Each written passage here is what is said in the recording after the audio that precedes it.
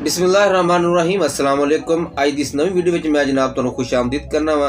अज का जो मौजू है साडा टॉपिक हैगा वो हैगा जोड़ां दे दर्दां वास्ते। जनाब जिसम के किसी भी हिस्से ते अगर दर्द है, गैंठिया की दर्द है, कमर दर्द है, फालज है, लकवा है, रशा है, अल्लाह पाक दे फजल करम नाल इस नुस्खे दे नाल जनाब इस सारिया मर्ज़ां दूर हो जाणगियां। क्योंकि वक्त के नाल नाल जनाब हर चीज़ वधदी जा रही है। जिस तरह महंगाई बहुत ज़्यादा वधदी जा रही है, हर चीज़ ऊपर चली जा रही है, इस तरीके नाल जनाब मर्ज़ां भी माशाअल्लाह दिन ब दिन बड़ी स्पीड नाल जनाब तरक्की कर रही ने। तो असीं इन्हां तों कंट्रोल करने वास्ते जनाब असीं सहारा लांगे सिर्फ और सिर्फ देसी चीज़ों का, देसी जड़ी बूटियां का। जनाब असीं एंटीबायोटिक चीज़ां नहीं इस्तेमाल करांगे, क्योंकि एंटीबायोटिक इस्तेमाल करना वक्ती तौर पर फायदा होंदा, मगर उस तो बाद जिहड़े असरात जिस्म दे विच मुरतब होंदे ने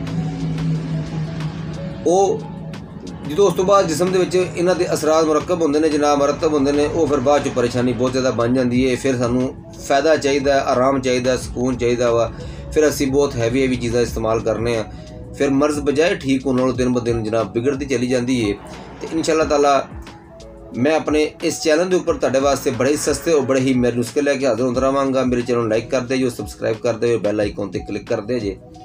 अगर वीडियो पसंद आवे तो अगे शेयर लाजमी कराइए ताकि होरां दा भी फायदा होवे, भला होवे। क्योंकि हर दूसरा तीसरा बंदा जनाब इन्हां मर्ज़ां दे विच मुबतला है, जिन्हों कमर की दर्द है, जिन्हों गैंठिए का मसला है, पिंडरियां दर्द करदी ने जनाब, जिसम के किसी हिस्से से कोई भी दर्द है जनाब, इंशाअल्लाह ताला इस तेल की चंद दिन की मालिश दे नाल मुकम्मल तौर पर फायदा हासिल हो जाता है। और इस तो हट के फालिज वास्ते और लकवे वास्ते और रशा वास्ते बहुत ज़्यादा एक कम करता है। ये जनाब बना के हर घर की जरूरत है, बना के अपने घरों के विच रखो। और जो भी कोई एवं का छोटा या मोटा कोई मसला बन जाए, कोई परेशानी बन जाए, जनाब तुसी इस्तेमाल कर सकते हो। क्योंकि जेडे हजरात बादी अशिया का बहुत ज़्यादा इस्तेमाल करते हैं, चावल गोश्त वड्डा गोश्त हो गया जनाब, क्योंकि वड्डा गोश्त बादी करता, अगर थोड़ा दही अगर इस्तेमाल किया जाए नाल तो फिर वो बादी नहीं करेगा।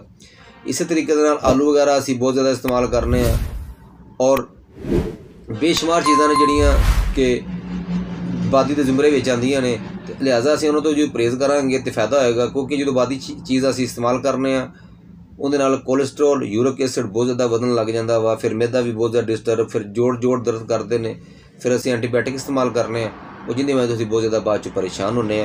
उसका नोट कर लेना, उसका नोट करके जनाब इन्हूं बना के घर च रखना, इस्तेमाल करना, और ताकि ये वक्तन फौतन तुहाडे काम आंदा रहे और तुसीं एंटीबायोटिक दवाइयां तो बचते रहो। उसका नोट कर लो जनाब। तुसीं रोगने तेल लेना जनाब, जिन्होंने तिलों का तेल कहा जाता है, वो तुसीं लेना जनाब 80 ग्राम। बरगे मदार जिहड़े अक दे पत्ते होंदे ने जनाब, वो तुसीं 20 ग्राम लैणे ने। भलावा 2 अदद तुसीं भलावे दे दाने लैणे ने जनाब। सिमल फार सफैद लेना जनाब तुसीं 3 माशा, और थोम तुसीं लेना जनाब 20 ग्राम। इन्हां सारी चीज़ों को कुट फाँट के तेल कढ़ाई के उपर पा के चुल्हे पर रख देना वा, उहदे इस चीज़ों को पा देना वा। पा के जदों इन्हां चों धुआं खारिज हो जाए, बिल्कुल हर शै विच हल हो जाए, खत्म हो जाए, उस तो बाद इनू ठंडा कर लेना। ठंडा करके पुन छांट के साफ़ कर लेना वा। साफ़ करन तो बाद जिसम के किसी भी हिस्से से कित्थे भी दर्द है, गैंठे दी है दर्द है, कमर है, पिंडलियां दर्द होती है जनाब, जोड़ दर्द करता है जनाब, लकवा है, फालज या रशा है, इंशाअल्लाह ताला इनके इस्तेमाल करने नाल जनाब 2-3 दिन लगातार इस्तेमाल करोगे तो बहुत ज़बरदस्त रिजल्ट मिलता है। अगर थोड़ा या लॉन्ग टाइम इस्तेमाल करोगे तो जनाब इस मर्ज़ तो इन्हां तुसीं छुटकारा भी पा सकते हो। मैं उम्मीद करना अज की वीडियो तुहानूं बहुत ज़्यादा पसंद आई होगी। लाइक वीडियो नूं शेयर लाजमी कराए जे ताकि होरां दा भी फायदा हो सके। मिलने अपनी नैक्सट वीडियो मेरा तुहाडा अल्लाह हामी नासर होवे। अस्सलाम वालेकुम।